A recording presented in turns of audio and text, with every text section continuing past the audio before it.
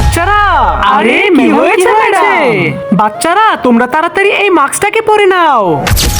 হ্যাঁ, কিন্তু কেন ম্যাডাম? আরে বাচ্চারা, শহরে তো একটা যাকে পাবো তাকেই ধরবো। হ্যাঁ পেয়েছি, সুমন্তর ছু।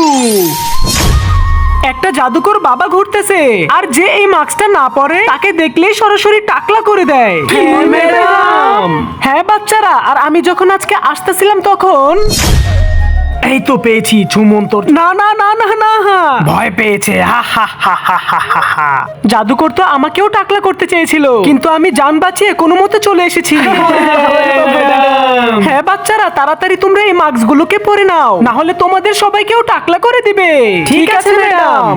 আরে বান্ধবীরা যেও না, এরকম কিচ্ছু হবে না, দাঁড়াও। বন্ধুরা, তোমরা যদি মাকে ভালোবাসো তাহলে ভিডিওতে লাইক করে চ্যানেলটি সাবস্ক্রাইব করে দাও, আর তোমাদের সুন্দর নামটি কমেন্টে লিখে দাও।